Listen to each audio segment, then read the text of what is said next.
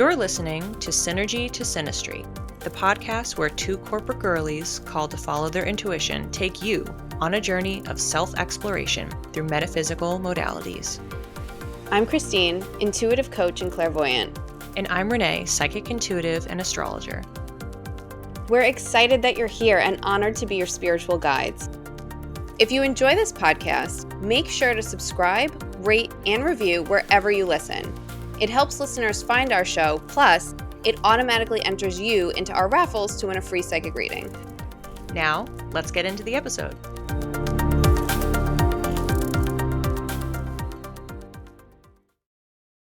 I wanted something with beef for dinner, and this young kid helps me. He's like, I have a sourdough miche. I'm like, all right, give me that. And then I went over to the beef guy and I was like, I want something to put on top of toast. He gave me like a beautiful skirt steak. And then I got onions that I was going to saute. And Renee, this is the most delicious thing I've ever made in my entire life. The bread this man gave me, like I need to go back and find him and thank him. So comforting. It was everything that I dreamed of. The audiobook that I've been listening to is Stanley Tucci's What I Ate in a Year.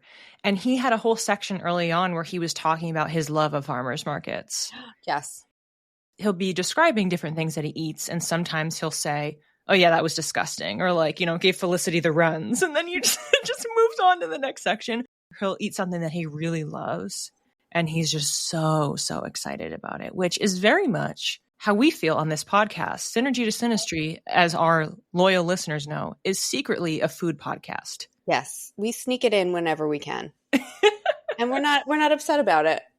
And today, we're not just sneaking it in. We are making an entire episode about food.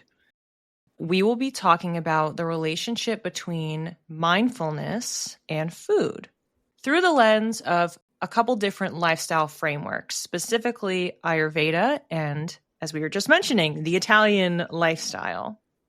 Just like in last episode, when we talked about feng shui, with the Bagua map, health is at the center.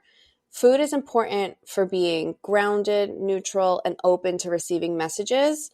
A balanced lifestyle that works for you also helps you receive your intuition a little bit more. Think about when you're hungover. You've probably eaten food that's not great for you. And you wake up in the morning and like, you can't think, you can't receive messages. Whereas when you're feeding your body like fresh food and you've gotten a good night's sleep and you have clean water, the sun is shining and I can think clearly and I'm positive. So that's why we thought it was important to talk about food and nourishing your body in an episode, especially if you're looking to hone your intuition and hear that voice a little bit more. Food, while it can be a very fun topic, it can also be very sensitive for some people. So we want to acknowledge anybody that is living with eating disorders or body dysmorphia. We are not telling anybody what to do or not to eat or how they should be handling their nutritional intake.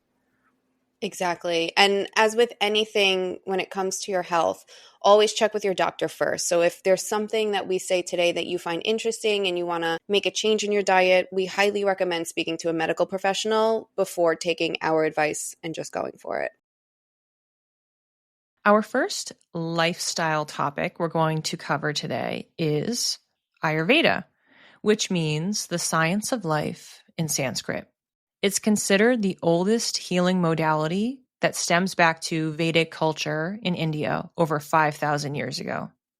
It's centered around creating balance between the mind, body, and spirit, where disease stems from imbalance or the presence of toxins. Ayurveda helps you tune into your body and identify what helps it run optimally. While you may love these pancakes, they might not love you back. I feel like I can entirely relate to me loving food and food not loving me back. Hello, cheese. But the early 2010s, I went to a cooking class with my mom. I think she just went too much into detail. So it made me feel like the only thing I could eat was like lentils. I do find it fascinating when I hear about it from people who do practice it. I haven't gotten on board with it. It's not for me, but I am curious to listen today and like see if I could learn something new and maybe undo that experience that I had all those years ago. Yeah, my first introduction was actually through a TV show. Yogi Cameron had a show on OWN, Oprah's TV network. My mom and I just stumbled upon it one day, and then we started regularly watching it. His show was working with different individuals or families. So he would go into their house. What's in their fridge? What are the things that they're eating? What are they stressed about? And then he would look at their body. What's their skin, their nails, their hair, these other principles that are baked into Ayurveda. So sometimes the show would end and they didn't really make that many changes and they didn't really see improvements because they were refusing to make any adjustments. We just enjoyed watching the show. We thought it was totally interesting. We're like, who is this guy? I don't know anything about Ayurveda. Over the years, I, of course, watched that show. I've periodically read things online, read books, listened to podcasts, just to get some insights, because what I do appreciate about it is so ancient. It's so fundamental. Yes, I think there are in some ways, quote unquote, too many rules. But even if you just pick some of them out, just like we were talking about with feng shui last week, some of them just make a lot of sense to me, that they are stripping away things that are aggravating and inflaming your system. And inflammation is like the number one triggers for a lot of health issues. There's a lot of considerations around what are your specific dietary portions. So what's on your plate? How much of your plate? The time of day that you're eating. When's the best time to eat certain kinds of foods or food at all? Or when you're drinking water or when you're moving your body, that there's these things called dosha hours. While I've been exposed to all this stuff, have I memorized all of it? Do I do it every single day? Absolutely not. But I was sitting in reflection and realizing there are some of these things that I actually do kind of regularly. Drinking slightly warm water or hot water in the morning. I don't know if I've mentioned this on the podcast before, but I have Raynaud's, which is a circulatory disease. So I'm very, very sensitive to cold temperatures. And it was like a light bulb went off in my brain. It's not always super pleasant for me to drink ice water. I'm like, can there be no ice in it? Can I just have slightly chilled water and get rid of the ice? Actually drinking something that's closer to room temperature works better with my body. First thing in the morning, make sure that I drink some fluids before I actually start eating, because that's another Ayurvedic principle that you're trying to tell your body, hey, I'm about to start consuming stuff. Get ready, start working a little bit. I've actually recently started picking up again, how convenient for the timing of this podcast, is doing tongue scraping. The idea is while you're sleeping overnight, yes, your digestive system slows down, but it's still kind of kicking some stuff up. It's a little bit gross to think about, but like that's why you can wake up in the morning and you have a bunch of stuff all over your tongue. Things are like kind of working their way up. Part of Ayurveda and something that Yogi Cameron would do on the show all the time is he would look at people's tongues. The shape of it, the coloring, whatever stuff happens to be on it is an indicator of what's going on in your gut. So I do that, most mornings. Sometimes I forget, but I have several points before we jump into the quiz. The first one is Yogi Cameron's show came out in like the early to mid 2010s. We were introduced to Ayurveda at the same time, or it's just you and me on our same journey. But I know, kind of interesting. And then the hot or the warm room temperature water in the morning, the only time I drink ice cold water is when I'm in Italy and it's 100 degrees and there's no air conditioning. Mm-hmm. When I wake up in the morning, like first thing I have to do is drink like a big glass, like a 16-ounce glass of room temperature water. And if I have the time, what I'll do is the night before, I'll have hot water with lemon and leave like half of it in the cup and then fill it up in the morning with fresh hot water. An acupuncturist taught me to do that. I think that's fascinating because, again, I came into this being like, ugh, Ayurveda, but like I am doing one of the important practices. I don't scrape my tongue, but I always brush my tongue. I'm assuming it's different, or are those similar? No, it is. I brush my tongue too. Scraping sounds so harsh. You're not like, I'm scraping my tongue. It's like you're just like pulling off a little bit of the stuff that's on top. Do it a few times, rinse it off. That's it. There's also oil pulling, which like that's like a classic. You wake up in the morning, you do oil pulling, you tongue scrape, you have your warm water. What you're doing with the oil pulling extracting all of the different bacteria and things, and you're getting them out of your body. I'm very big into dental hygiene. Like I floss twice a day. I have to buy it at Costco because I use so much of it. I need a fresh string for each crevice of my mouth. I did oil pulling for a long time, and then I stopped because it's kind of expensive and I'm taking a break from it. Interesting. Another practice I was doing that's Ayurveda that I didn't even know. There are what's called doshas. You can view these as wellness types. I'm going to give a very, very, very oversimplified summary of what each of these three types are. If you want to learn more about them, I've included some references in the show notes, as well as a quiz that we are going to be taking momentarily on the podcast so we can figure out what our doshas are. To join along, pause the podcast, and then come back when you know what your type is.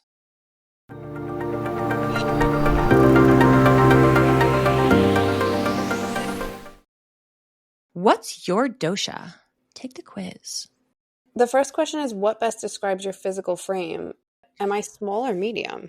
I view small as it means you're petite. I buy petite clothes. Am I petite? Because I feel like I'm thick. If you're not sure, then just pick in the middle. I just found a definition. If your body frame size is small, your wrist size is less than 5.5 inches. And if you're medium, it's between 5.5 and 5.75. And a large wrist size is over 5.75. So I'm going to go get a measuring tape and measure my wrist. That is such a small difference between each of them. How does that matter? I have tiny little wrists. Then you're probably small. Meanwhile, I'm now on question 8. I feel like this just describes us as people. I'm a medium. I knew it. I was thick.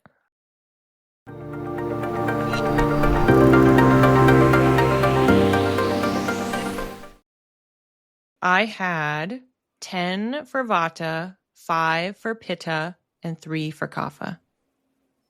I have 11 for Vata, 5 for Pitta, and 6 for Kapha.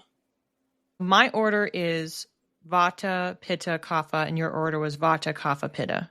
Yes. Everybody has a little bit of all of them, and the idea for Ayurveda is to create balance across the board. It wouldn't necessarily make sense that you have 100% for Vata and you never select for any of the others. You're trying to determine, is any one of them particularly out of balance, and how do you soothe it? How do you tend to it? And that's what I'll be talking about next. For the first dosha type, we'll talk about Pitta. Pitta represents fire and water elements, rules the metabolism, digestion, and body temperature. When Pitta is out of balance, you run hot, and you can also be very irritable and angry. Characteristics for Pitta are being alert and sharp, prone to getting clammy or sweating a lot, skin rashes, and inflammation. The ideal diet for a Pitta: sweet, bitter, astringent tastes with earthy foods and lots of veggies. And the ideal lifestyle is staying cool, including the forms of exercise, so not doing anything that's going to cause you to sweat so much because you're already hot and you're already sweating. And avoiding spice or oils. Vata rules the breath, muscles, and heart. When Vata is out of balance, you can have a stagnant energy, lack of creativity, and anxiety. Characteristics can include being very fast thinking, fast talking, prone to dry skin, constipation, very active, and go, go, go mentality. The ideal diet for Vata is warm, cooked meals with sweet, sour, and salty tastes. And the ideal lifestyle is staying warm, resting to counteract that go, go, go, and having a consistent routine, because Vata, in going all the time, will want to jump around, do this, do that. Doing something consistent, giving you a home base, helps settle and counteract the energy. Okay, tell us about Kapha. So the third dosha type has the earth and water elements, and it rules the bones, tendons, joints, immune system. And when it's out of balance, you can have your attachments a little bit out of whack, so maybe overly attached, have envy, or have resentment. Characteristics include being grounded, prone to mucus-related illnesses, headaches, and water retention. And the ideal diet includes bitter, astringent, and pungent tastes. And the ideal lifestyle for Kapha, being physically active, having very light food, and having a varied routine. So Vata wants a consistent routine because it's going all the time. And Kapha is the opposite in that it's very grounded, very earthy, very calm. So it needs variety. It needs to get up and move and go around. This is a high-level overview. For example, when I was talking about the diet, and I was saying, oh, like bitter, astringent, pungent taste, you may hear those words and go, what on earth does that mean? Go to the link in the episode description, because in Ayurveda, each of those terms are very intentional. They break out specific food groups. If you decide you want to test it out and Vata's saying sweet, sour, salty, you can look at the resource list, see what those types of foods are. Check in with yourself. Maybe you're doing a food log and say, you know what? I actually eat a ton of bitter foods. And if I really think about it, maybe when I eat those foods, I don't feel so great afterwards. Maybe that's why. Maybe you don't have to cut it out entirely, but reduce it and move a little bit more into the Vata balancing foods, as an example. I wish you taught the cooking class, because now I'm way more like, I could relate to Ayurveda a little bit more. Whereas that cooking class, I just was like, I can't eat lentils for the rest of my life. My brain, I mean, literally like is bouncing all over the place. Should I start something new right now? No, this is my brain 100%. And like out of balance, I get anxious. I can't get creative. And of course, staying warm, like love me a good snuggle on the couch. In and around the same time that I was exposed to Ayurveda was when I also got diagnosed with Raynaud's. So It's so interesting that that's folded in here, because the recommendations for Vata are staying warm. I'm like, I literally have to stay warm because my circulation is out of whack. Spicy foods, having things that activate my system and warm me up. It's on that standpoint the opposite in some ways of Pitta, because Pitta is already hot. So you already are like an oven. Technically not Twilight, but New Moon. When Jacob, this is not a spoiler, everyone should know this by now, when Jacob becomes a werewolf, his whole thing is that he's like a radiator. He's like a human radiator. He's so hot. Classic Pitta. I'm sitting here right now. I have a heated blanket on. And because I talk with my hands so much, my hands are ice because they're just flying around in the air and they're not grounded. So it's that kind of big movement energy, active mind, active body. One more time for those of us in the back. The whole point of Ayurveda is to help get your body into balance, right? Yes. Okay. Cool. Yeah. So if anybody decides from listening to this podcast to go on an Ayurveda lifestyle journey, send us your updates. Let us know how it goes.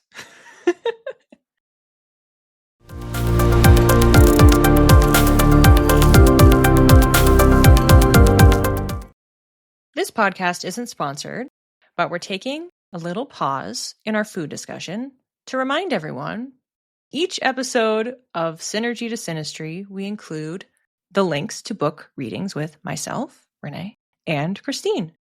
If you'd like to work with us one-on-one, head to the show notes and check those out.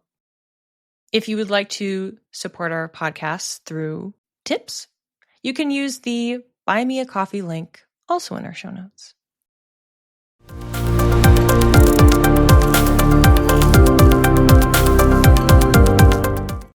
It seems like, Christine, you are slightly converted.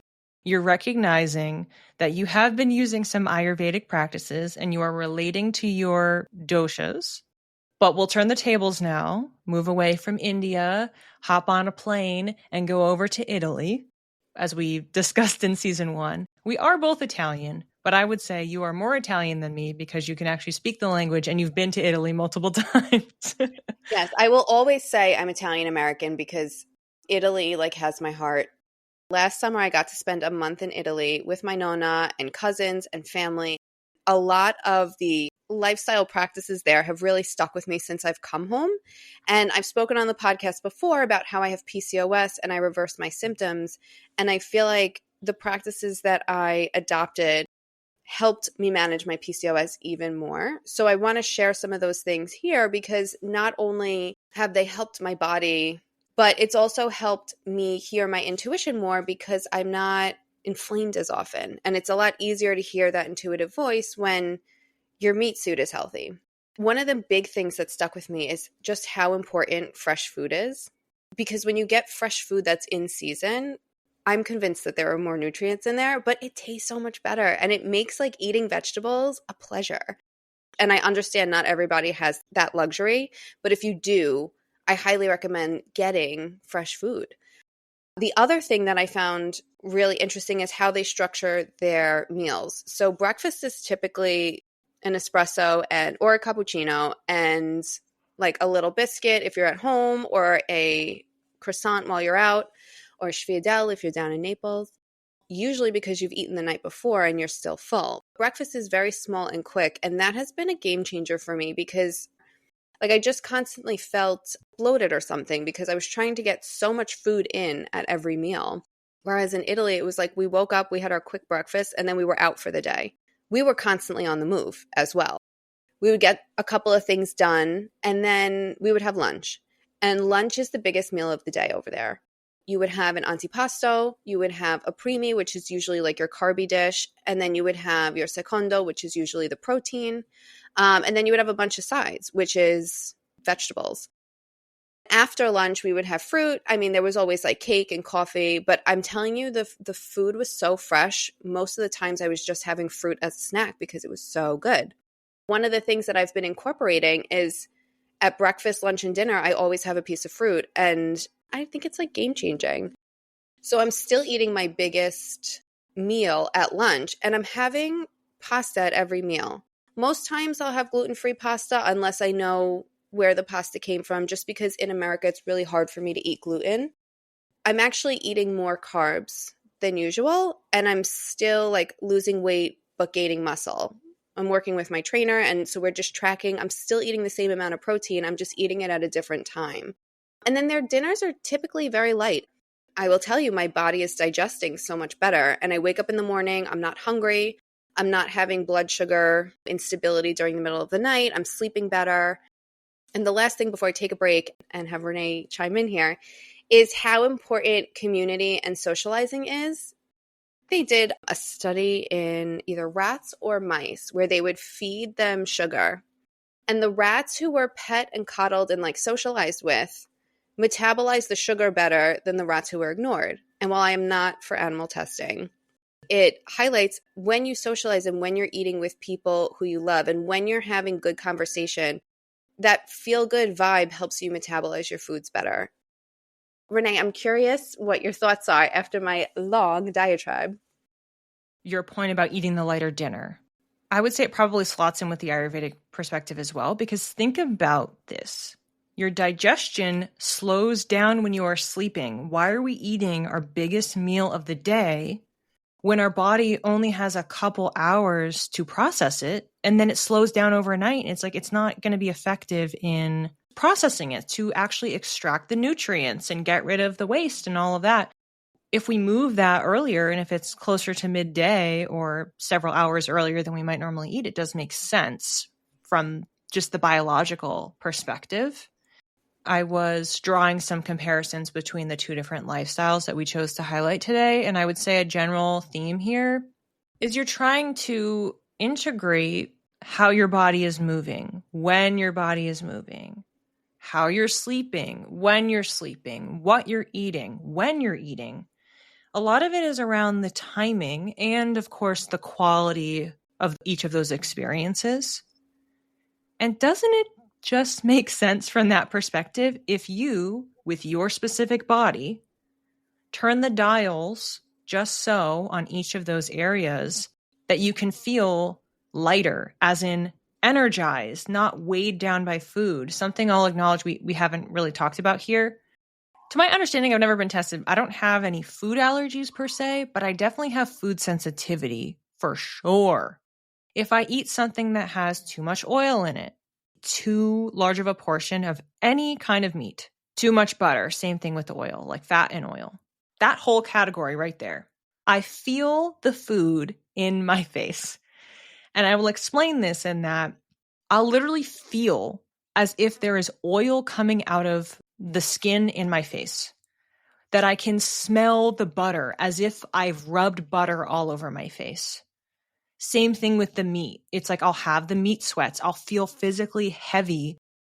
I've created a few different food logs. I'll do this cyclically every once in a while. I'll log my food intake and timing over the course of a month. And then I'll also note, was feeling some sensation like that in my face, had an upset stomach. And I can put all that together and I can draw the through line. And so over the years, I've made different changes, such as switching to dairy alternatives for milk, yogurt, ice cream. I still have regular cheese. I still have chocolate. But if I eat too much of those things, I see the reaction. I experience the reaction. Bodies are always speaking to us. And that reminds me of something too. Again, when I was in Italy, because eating is such a social thing, we were always eating family style. If I didn't want a ton of meat, nobody put like half of a steak on my plate. I just took from like the big pot of food and like ate whatever was good for me. I do feel like here we get served a huge plate of food and it's almost looked down upon if you don't finish it. But your body knows how much of something you can have. Mm-hmm. You mentioned how when you have been abroad, that even like eating pasta has worked for your system more than it does here. And there's a lot of discussions around that. I went to Croatia with my siblings. The food was so good. It was so fresh, exactly what you're describing with your experiences in Italy. So on our last night, we had received a recommendation to go to this specific restaurant in Dubrovnik. We described them as pillow gnocchi. It was a texture of gnocchi I have never experienced in my whole life. When you took a bite out of it, it's almost like it kicked back a little bit, and then it totally melted in your mouth. They put the plate in front of us, and I saw all the cheese all over it. And I looked at my siblings and I said, all right, this is the moment of truth. I had no reaction. I'm not surprised. When I was in Italy, I had so much cheese and I was fine. So much cheese, so much bread, so much pasta, and no issues. So really quick, I just want to close out. Yes. Any Italian you speak with, I think that one of their main purposes in life is eating good food. Have you ever had a perfect blueberry or something? The joy that comes from good food, right? The main goal is to regulate your nervous system, and eating good food is a way to do that. This is important spiritually because of the energy that our food gives to us and allows us to be calm and hear our intuition. But we wanted to close out today's conversation on food by mentioning just a few other little bite-sized mindful eating practices. One of the methods of eating that I have found helpful is cycle syncing for any persons who are still having a menstrual cycle. If you've ever noticed how you're craving certain things, like I would always crave salmon, or then I would be craving chocolate. Once I started learning about cycle syncing, I'm like, oh, that's because it's what my body needs at this point in my cycle. During each of those phases, your energy is working in different ways and processing, and therefore you can do what we've talked about with, specifically on the Ayurvedic side, do what you can to balance what's happening. If you're feeling more tired, if you're feeling heavier, maybe eating lighter, fresher food. Exactly. So I think the best way to think of it is like seasons. When you have your period, I think we all understand that is winter. And then when you come out of it, you enter your follicular phase, and that's spring. The sun is shining. The world is looking better again. We have hope. Our mood is better. Our energy is better. Our body can handle more during the follicular phase and the ovulatory phase. That's spring and summer. After you ovulate, you head into your luteal phase. I almost feel like I can't trust my mind during the luteal phase because it's trying to find everything that's wrong with everything, right? Like the sun's going down. It's getting darker earlier. And then you go into winter, you kind of like hunker down, you get your period, and then the cycle starts again. For example, I'm in the fall phase right now. I'm in the luteal phase. And we got on our call and I was like, Renee, I'm really low energy today. I'm not forcing myself to have more energy, but I am feeding myself properly. So for breakfast this morning, I had pumpkin bread with raisins and an apple. I would recommend the book Flow by Elisa Vitti. That's the one I have, and that's kind of what I've been going off of. Alyssa in her book has all of the foods written out. And what I basically did was like look at the list of foods, picked out what I like, and I create meals based on that. So for lunch, I'm going to have a chickpea salad with cucumbers because when you are in your luteal phase, your body temperature is higher. So you need cooling foods. Hello, Ayurveda. So the last 2 weeks of your cycle, think of more cooling foods. The first 2 weeks, think of more hot foods. It's kind of like leaning into the seasons of your body. Something that we didn't necessarily talk about for the Italian lifestyle, eating with the seasons. When you go to the supermarket or wherever you are buying food, there is a reason that none of the apples look good. And it's because they're out of season. They're flown in. And rather than just eating the same things all year round, if you actually rotate a little bit and you say, well, that's why the zucchini looks awesome. It's because all the squash are in season. And when you eat those, it's going to be delicious. And then think of how fun that is. You can eat those things in the fall, and that's the best time to eat them. Yeah. And I will tell you, again, as somebody whose hormones have been out of balance, I think this is one of the things that have helped them come into balance. It's not like a quick fix. It has definitely helped. And I will say my PMS symptoms are a lot lighter. So do with that what you will, people. Awesome. Next tip, thinking about your consumption speed. There is this mind-gut connection that we see. If you are inhaling your food, your mind doesn't have processing time to get the information from your gut traveling all the way up to your brain. Doesn't fully understand how much you've eaten, how much is enough, when to stop, so that you don't get to that point where you feel sick. I will have this happen to me where I'm eating a meal and somebody asks me a question, so I get into a whole side story. Well, when you're talking a lot, then you can't eat, so you stop. You actually will end up eating less because you gave your brain processing time. I've heard a recommendation, taking smaller bites, eating at a quarter of your normal chewing speed. Benefits of this are helping to signal the mind and your digestive system, hey, get ready to digest what's coming. To break everything down when it's not coming in these huge, fully unprocessed chunks, versus if you actually chew it more, you're getting it smaller, it's going to be easier for your body to digest and break down and extract nutrients and then create the waste from it. If you were trying to lose weight, maybe you're hearing this and going, oh, that's great, it'll help me eat less. It's not really the point of this. How can I help my body run more optimally so I don't feel bad after I'm eating the food because my body is upset with not even just what I put in it, but how I ate the food? I naturally am a slow eater. People will make fun of me because they'll watch me eat and I'm like in my own world. I'll dance if something tastes good. Like I just truly enjoy food. So my other grandma, not my nonna, used to tell us to chew our food as many times as how old we were. And I think that's because we were kids, right? So if you were 9, like chew your food 9 times. If you were 10, chew your food 10 times. Part of the reason I know this is really important for me in particular to do, for anyone who gets disgusted by bodily fluid stuff, cover your ears for a moment. But my mom said when I was a baby, I would drink my milk so fast, I would immediately spit it back up. And so the doctor was saying, put less milk, formula, whatever in the bottle. That way you're controlling her portions. When she would tell me that years later, I'm an adult, I started being more aware of the fact that I would do the same thing. I would eat really, really fast and I would feel like a pressure in my chest.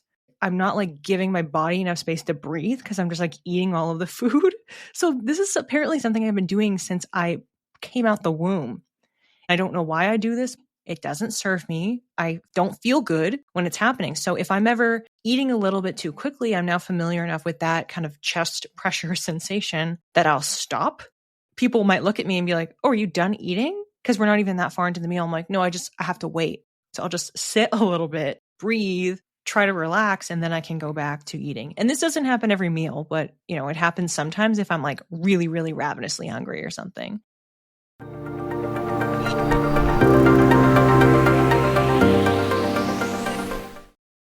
So now that I'm starving after talking about food all day, let's jump into our dreams.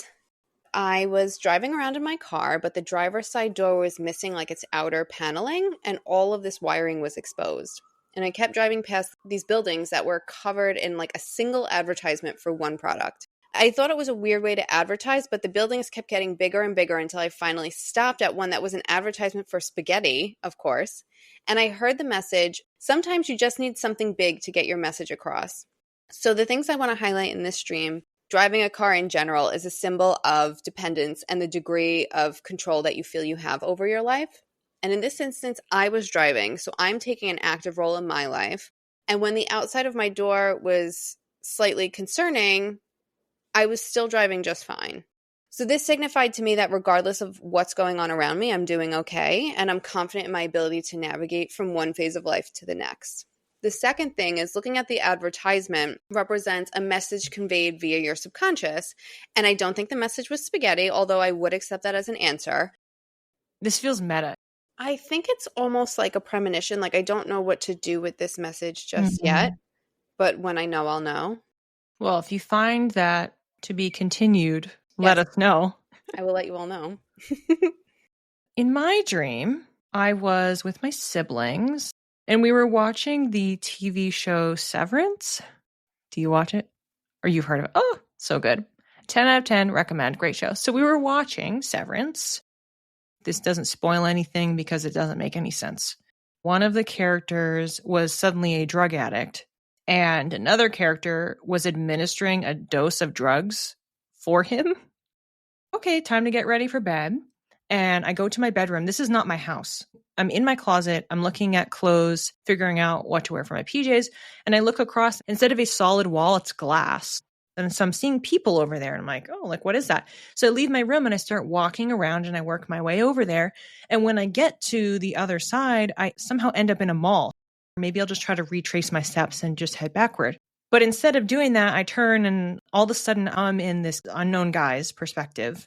I'm sitting down at a table and he's with a bunch of different friends and they're all eating. How perfect. They're all eating. I definitely was missing some chunks in the stream, but all of a sudden my character, who I was lying on the ground and I was paralyzed.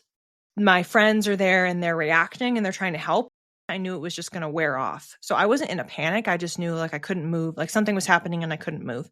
This friend group was people from a bunch of different groups in society. Like they were representing different factions and organizations and backgrounds. And then this teacher comes over who we all knew. I don't really remember how it ended. I looked up the main symbols that I identified here, and one of them was watching someone else doing drugs, grappling with self-destruction or your sense of responsibility, picking out clothes to wear, protection or concern with your finances or your mental state. And that piece was linked to the glass wall, which can represent transparency and fragility. Being lost in a mall, obtaining something, and difficulty completing a task or goal. Switching into that other perspective, it's either something that's psychic, a specific story, or something that is going on with somebody else, or questioning your own sense of identity. Like, who are you if you keep becoming other people in your dreams, which makes a lot of sense. Switching perspectives was immediately tied with this idea of paralysis, struggling with the ability to advance or move forward. And then this idea of distinct groups being at the table, seeking consensus. With a teacher, it's a guide coming in, or maybe you're being encouraged to seek advice. So my synopsis here, in trying to pull all of these different images together, maybe I'm being asked to take a look at my identity, my behaviors, which ones are serving me, and how are they supporting my business and sense of security, my connection or disconnection from being able to move forward in full force. And also I could just be getting encouraged to seek counsel. So it could be checking in with my spirit council, which I've conveniently started to do this week. I had some of those scheduled in my calendar, or just asking for advice and not trying to do things by myself. I think you did a great job interpreting it because I wouldn't have known where to start. We have so many dreams, but we happen to pick certain dreams to be included on the podcast. And here from episode 1 all the way to the season 2 finale, what's happening with our subconscious. What messages are we getting? What's our internal dream character doing? Yeah, no, it'll be really cool to see what happens.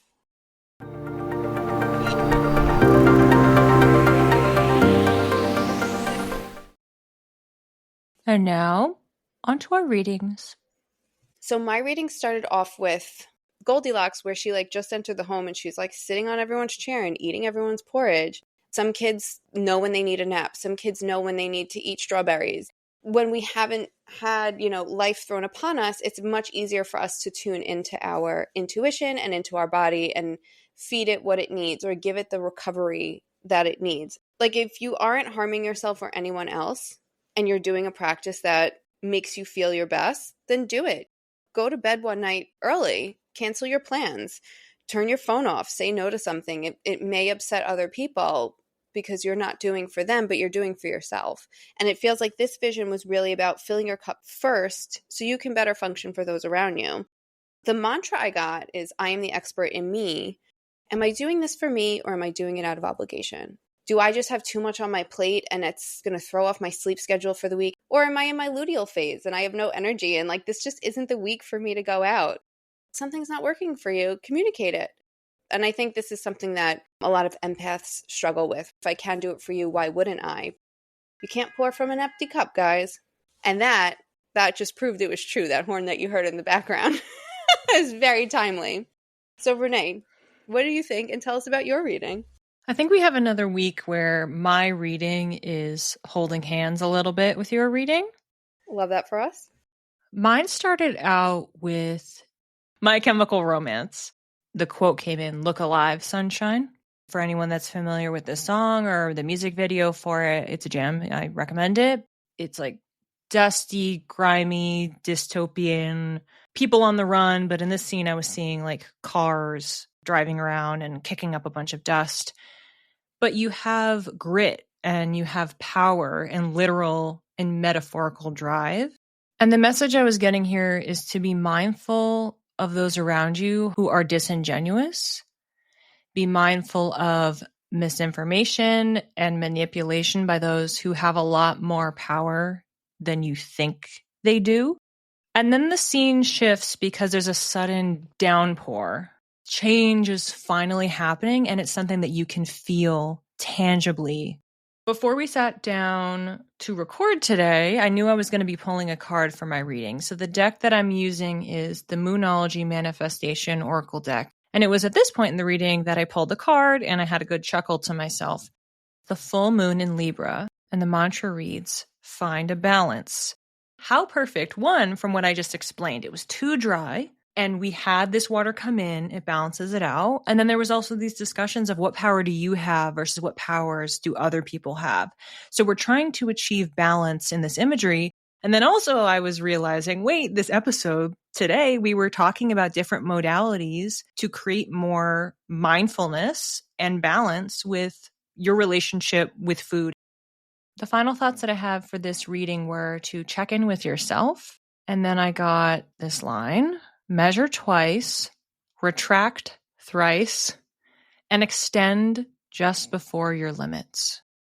You were talking about extending yourself, how much are you giving? And the fact that I had that woven in right at the end of mine, and the general theme that was coming up is who has the power. It was kind of yours was external and mine was internal. Mm-hmm. So however it hits for you, listener, whichever way you needed to hear it, we hope it landed. Thanks for listening. If you'd like to learn more, the resources we used to prepare for this episode are listed in the show notes. If you're curious to develop your intuition, we've partnered with the Nuurvana Be Light program to give our listeners a $500 discount on tuition fees.